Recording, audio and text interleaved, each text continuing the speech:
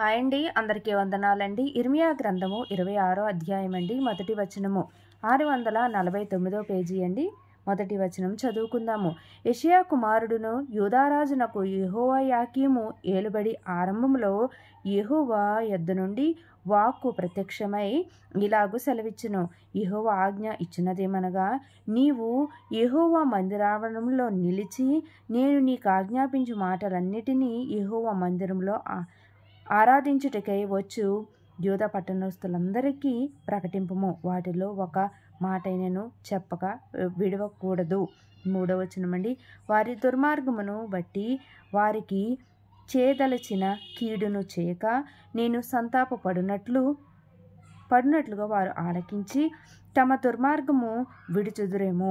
నీవు వారితో ఈ మాట చెప్పవలెను. యెహోవా సెలవిచ్చినదేమనగా, మీరు నా మాటలు విని నేను మీకు నియమించిన ధర్మశాస్త్రమును అనుసరించి నడుచుకొనుడనియు, నేను పెందలకడే లేచి పంపుచున్న నా సేవకులకు ప్రవక్తల మాటలను అంగీకరించుడనియు నేను మీకు ఆజ్ఞేయగా మీరు వినకపోతిరి.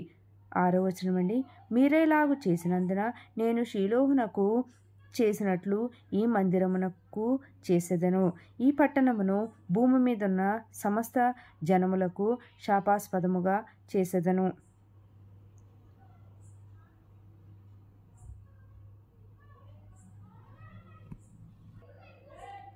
7వ వచనమండి. ఇర్మియా ఈ మాటలను యెహోవా మందిరములో పలుకుచుండగా యాజకులను ప్రవక్తలను జనులందరూ వినిరి. 8వ వచనమండి. జనులకందరికీ ప్రకటింపవలెనని యెహోవా ఇర్మియాకు ఆజ్ఞాపించిన మాటలన్నిటినీ అతడు పలికి చాలించిన తరువాత యాజకులను ప్రవక్తలను జనులందరూ అతని పట్టుకొని నీవు మరణశిక్ష నొందక తప్పదు. 9వ వచనమండి. యెహోవా నామమును బట్టి ఈ మందిరము షీలోహు వలె అగునని, ఈ పట్టణము నివాసి లేక పాడైపోవుననియు నీవేలా ప్రకటించుచున్నావు అనుచు ప్రజలందరూ యెహోవా మందిరంలో ఇర్మియా యొద్దకు కూడి వచ్చిరి. 10వ వచనమండి. యూదా అధిపతులు ఈ సంగతులు విని రాజునగరులో నుండి యెహోవా మందిరమునకు వచ్చి 10వ వచనమండి. యెహోవా మందిరపు క్రొత్త గవిని ద్వారమున కూర్చుండగా యాజకులను ప్రవక్తలను అధిపతులతోనూ సమస్త ప్రజలతోనూ ఇలాగనిరి, మీరు చెవులారా వినియున్న ప్రకారము ఈ మనుష్యుడు ఈ పట్టణమునకు విరోధముగా ప్రవచించుచున్నాడు గనుక ఇతడు మరణమునకు పాత్రుడు. అప్పుడు ఇర్మియా అధిపతులందరితోనూ జనులందరితోనూ ఈ మాట చెప్పెను. ఈ మందిరమునకు విరోధముగాను ఈ పట్టణమునకు విరోధముగాను మీరు వినిన మాటలన్నిటినీ ప్రకటించుటకు యెహోవా నన్ను పంపియున్నాడు. కాబట్టి యెహోవా మీకు చేసేదనని తాను చెప్పిన కీడును గూర్చి ఆయన సంతాపపడినట్లు మీరు మీ మార్గములను మీ క్రియలను చక్కబరుచుకొని మీ దేవుడైన యెహోవా మాట వినుడి. ఇదిగో నేను మీ వశంలో నున్నాను. మీ దృష్టికి ఏది మంచిదో ఏది యుక్తమైనదో అదే నాకు చెయ్యుడి.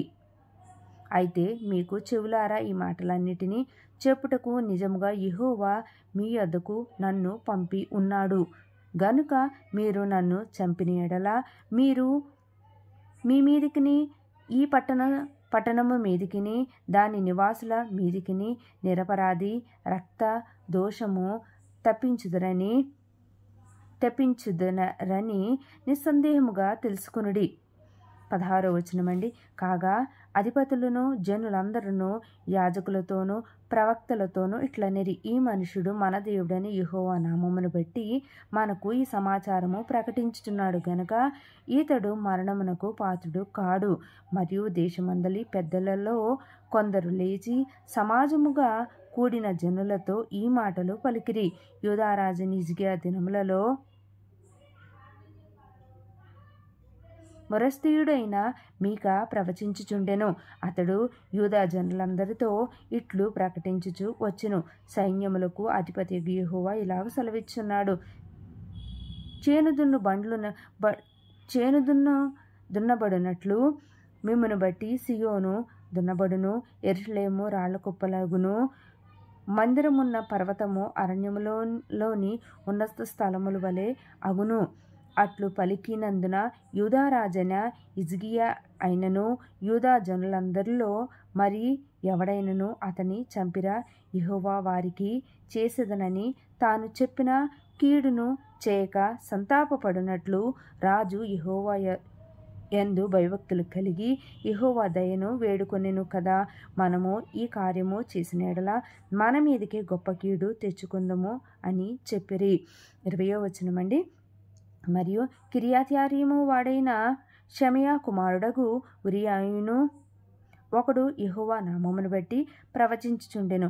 అతడు ఇర్మియా చెప్పిన మాటల రీతిని ఈ పట్టణమునకు విరోధముగాను ఈ దేశమునకు విరోధముగాను ప్రవచించెను. రాజైన యెహోయాకీమును అతని శూరులందరూ ప్రధానులందరూ అతని మాటలు వినిన మీదట రాజు అతని చంపజూచుచుండగా ఉరియా దాన్ని తెలుసుకొని భయపడి పారిపోయి ఐగుప్తు చేరెను. అప్పుడు రాజైన యెహోయాకీము అక్బోరు కుమారుడగు ఎల్నాతానును అతనితో కొందరిని ఐగుప్తునకు పంపెను. 23వ వచనమండి. వారు ఐగుప్తులో నుండి ఉరియాను తీసుకొని వచ్చి రాజైన యెహోయాకీము వద్ద చేర్చగా ఇతడు ఖడ్గముతో అతన్ని చంపి సామాన్య జనుల సమాధిలో అతని కళేబరమును వేయించెను. 24వ వచనమండి. ఇలాగు జరుగగా షాఫాను కుమారుడైన అహీకాము ఇర్మియాకు తోడయ్యున్నందున అతన్ని చంపుటకు వారు జనుల చేతికి అతనిని అప్పగింపలేదు. 27వ అధ్యాయం అండి. మొదటి వచనము 650వ పేజీ అండి. మొదటి వచనం చదువుకుందాము. యూదారాజైన యోషీయా కుమారుడగు యెహోయాకీము ఆరంభించినప్పుడు యెహోవా యొద్ద నుండి వాక్కు ఇర్మియాకు ప్రత్యక్షమై ఇలాగు సెలవిచ్చెను. యెహోవా నాకు ఈ ఆజ్ఞ ఇచ్చుచున్నాడు. నీవు కాడిని పలుపులను చేయించుకుని నీ మెడకు కట్టుకొనుము. వాటిని యెరూషలేమునకు యూదారాజైన సిద్కియా యొద్దకు వచ్చిన దూతల చేత ఎదోము రాజు యొద్దకును మోయాబు రాజునొద్దకును అమ్మోనీయుల రాజునొద్దకును తూరు రాజునొద్దకును సిదోను రాజునొద్దకును పంపుము. మరియు ఆ దూతలు తమ యజమానులకు తెలియజేయవలెనని ఈ ఆజ్ఞ వారితో చెప్పుము. మీరు మీ యాజకులకు తెలియజేయవలెనని సైన్యములకు అధిపతి అయిన ఇశ్రాయేలు దేవుడు సెలవిచ్చున్నదేమనగా, అధిక బలము చేతను చాచిన బాహువు చేతను భూమి మీదనున్న నరులను జంతువులను నేనే సృజించి ఎవరికిచ్చుట న్యాయమని నాకు తోచునో వారికి ఇచ్చుచున్నాను. 6వ వచనమండి. ఇప్పుడైతే దేశములన్నిటినీ నా దాసుడగు బబులోను రాజైన నెబుకద్నెజరు వశము చేయుచున్నాను.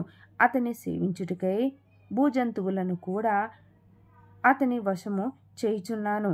అతని స్వదేశమునకు కాలము వచ్చు వరకు సమస్త జనులు అతనికిని అతని కుమారునికిని అతని కుమారునికిని దాసులై ఉందురు. ఆ కాలము రాగా బహుజనముల మహారాజులు అతని చేత దాస్యము చేయించుకుందురు. 8వ వచనమండి.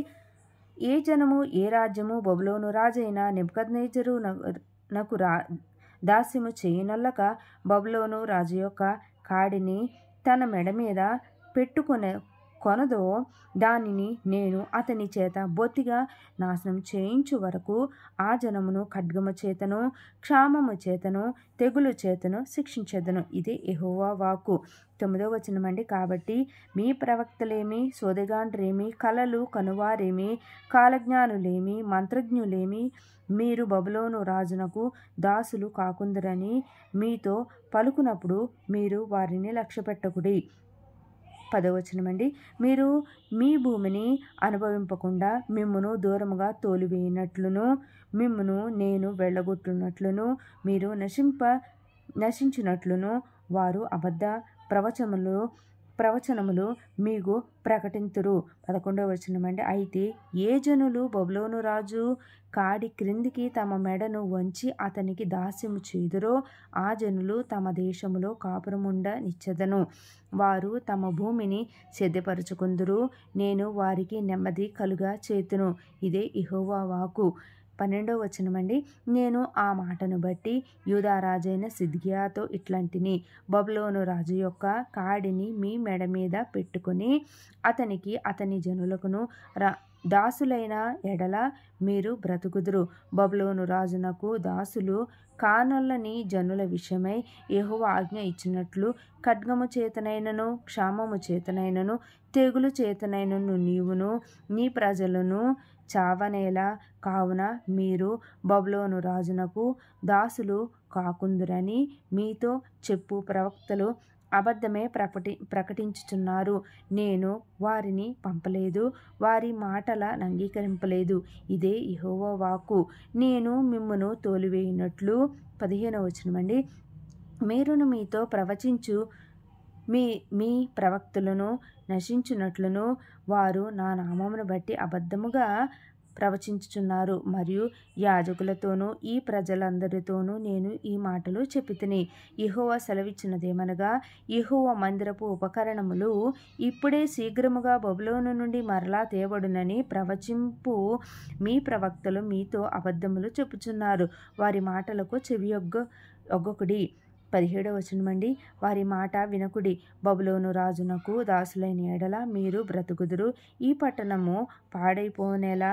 వారు ప్రవక్తలైన ఎడల యెహోవా వాక్కు వారికి తోడై ఉండెని ఎడల యెహోవా మందిరములోను యూదారాజు మందిరములోను యెరూషలేములోను శేషించియుండు ఉపకరణములు బబులోనునకు కొనిపోబడుకున్నట్లు వారు సైన్యములకు అధిపతి యెహోవాను బతిమాలుకొనుట మేలు. బబులోను రాజైన నెబుకద్నెజరు యెరూషలేము నుండి యెహోయాకీము కుమారుడైన యెకొన్యాను గూర్చి యూదా యెరూషలేములో ప్రధానులనందరినీ బబులోనునకు చెరగా తీసుకొని పోయినప్పుడు అతడు విడిచిపెట్టిన స్తంభములను గూర్చి, సముద్రమును గూర్చి, మంచులను గూర్చి, ఈ పట్టణములో మిగిలిన ఉపకరణములను గూర్చి సైన్యములకు అధిపతి యెహోవా ఇలాగ సెలవిచ్చున్నాడు. 21వ వచనమండి. యెహోవా మందిరములోను యూదారాజు నగరులోను యెరూషలేములోను శేషించిన ఉపకరణములను గూర్చి ఇశ్రాయేలు దేవుడును సైన్యములకు అధిపతినైన యెహోవా ఇలాగుననే సెలవిచ్చుచున్నాడు. అవి బబులోనునకు తేబడును. నేను ఆ ఉపకరణములను దర్శించి తెప్పించి ఈ స్థలములలో వాటిని మరలా నుంచు కాలము వరకు అవి అక్కడ ఉండవలెను. ఇదే యెహోవా వాక్కు. ఈ పరిశుద్ధ వాక్యం దేవుని నామానికి మహిమ కలుగును గాక. ఆమేన్.